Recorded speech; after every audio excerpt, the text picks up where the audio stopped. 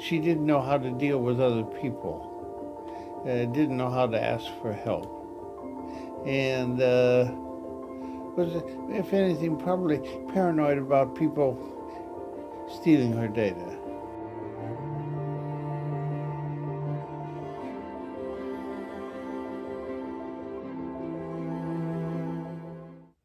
Rosalind Franklin was born on July 25, 1920, the second of 5 children in her family. Her father, Elvis Franklin, maintained good wealth with their family business, the Franklin tradition of merchant banking.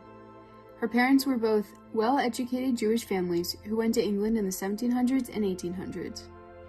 Her main childhood years were surrounded by mostly male figures to look up to since she had 3 brothers. During that time, the brothers and father taught her the stereotypical male experiences in life, including sports and competition. Once her sister was born, she was not surrounded by just brothers in her life anymore. Her whole immediate family was close throughout her childhood, and when they would have lively debates on topics, she would be part of those discussions, not caring what others thought. Trying to assert independence, she would often argue not only with the relatives, but often with her father as well.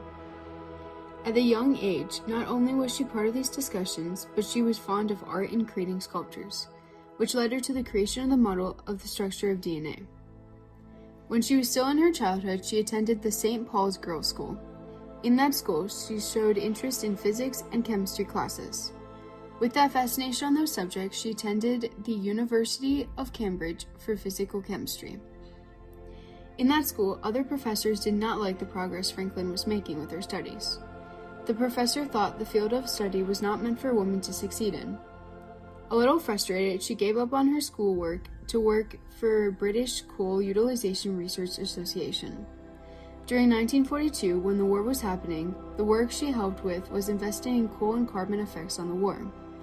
A couple years later, from 1947 to 1952, Rosalind studied X-ray diffraction technology, finding how formations of graphite in heated carbon cause structural change. This research helped her apply the X-ray studies to DNA work and helped with her discoveries later in life. Although Rosalind was determined to continue her discoveries, the 1950s was a period of conformity for women, especially women in the STEM field. Women were expected to be housewives that focused on being mothers, whereas men were expected to be the head of the household and sole providers for their families. Due to the stereotypes in the 1950s, Rosalind Franklin was discouraged by her father growing up. However, this did not stop Rosalind in her work. At King's College in London, she began studying the structure of DNA with her partner Maurice Wilkins. In recent footage during an interview with Watson, there is evidence that her colleagues Watson and Crick often looked down upon her for being a woman in science and Jewish. Watson and Crick thought that Rosalind was difficult to work with.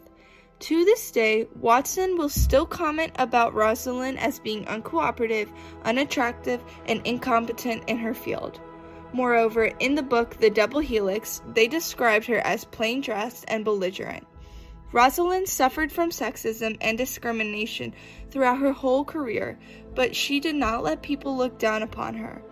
Rather, she enjoyed working independently, and she was fond of being alone so she could think. Moreover, she continued studying DNA and continued finding the structure of DNA. In the middle of her discoveries, Rosalind thought that modeling should wait until they had full scientific evidence to make a clear model. However, her impatient colleagues, Watson and Crick, did not agree as they started to make the model anyways. Later on, once it was done, the two men announced the famous double helix model for DNA, resulting in Franklin to leave that workplace and start new work with John T. Barrow. She began a new project focusing on the study of the molecular structure of the tobacco mosaic virus. Through these studies, she revealed that the ribonucleic acid, RNA, in that virus was embedded in its protein rather than its central cavity. This proved RNA to be a single-strand helix rather than the standard double helix found in DNA of bacterial viruses and higher organisms. However, soon after Rosalind left King's College to work with Gosling and Mering to study the molecular structure of DNA, as a result, Randall wrote Franklin a letter demanding that she stops working on DNA problems, even though she wasn't even working for Randall. After countless hours leading to many arguments, Franklin worked with her lab partner Maurice Wilkins to improve methods of collecting DNA X-ray diffraction images. She obtained one of the most famous photos in scientific history called Photograph 51. This was an X-ray image of the structure of DNA. Without knowing that Franklin obtained Photo 51, Watson and Crick had also begun working on discovering the structure of DNA. However, they weren't even close to figuring out what it looked like. In January of 1953, Watson and Crick went to visit King's College, and without Franklin knowing, Wilkins took Franklin's photo and showed it to Watson and Crick. As a result, Watson and Crick took Rosalind Franklin's photo to develop this structure by using a quick analysis of Franklin's information and built potential structures of the DNA and eventually figured it out. In April of 1953, Watson and Crick finished their manuscript, and not long after, Franklin finished her analysis and also submitted her manuscript. However, they put her manuscript last, making it look like she was supporting Crick and Watson. Before Rosalind Franklin could even figure out about Photo 51 being stolen, she was diagnosed with ovarian cancer due to the extensive exposure of radiation. For the next few months, she would take treatment, but this did not stop her from working in the lab. In April of 1958, she sadly passed away. A couple years later, Crick, Watson, and Wilkins were awarded the Nobel Prize for Physiology, Medicine, and the Structure of DNA. While her life may have ended earlier, her legacy will forever live on. In 1997, astronomer John Broughton named the asteroid discovered the 9241 Ros Franklin in tribute to her life. In addition, the Royal Society has taken a chance to recognize her work every year. The Rosalind Franklin Award and Lecture was created in 2003 and is awarded to individuals who are inspiring and impacting the STEM community. Other communities, such as the NCI program, have included a Rosalind Franklin Award as well. In this program, the prize honors women who have committed their life research and time on cancer awareness and treatments. The first individual to receive this award was Maxine Singer in 2002. Every year since then, the award has gone out to a person who fits the criteria to honor Rosalind Franklin. Rosalind Franklin, a frontier who fought through sexism, chauvinism, and anti-Semitism throughout her childhood and career, but did not stop her from unlocking the mystery of life itself. Rosalind Franklin was persistent in her studies, and she was willing to continue her status in X-ray diffraction even though many doubted her.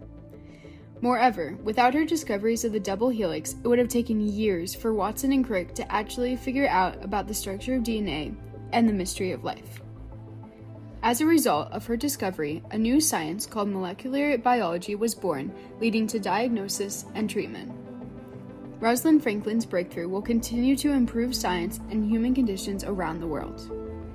In January 27, 2004, the Chicago Medical School renamed their university after Rosalind Franklin to the Rosalind Franklin University of Medicine and Science. This was the first university in the U.S. to recognize a female scientist through her names and battles. The motto of the school is Life is a Discovery.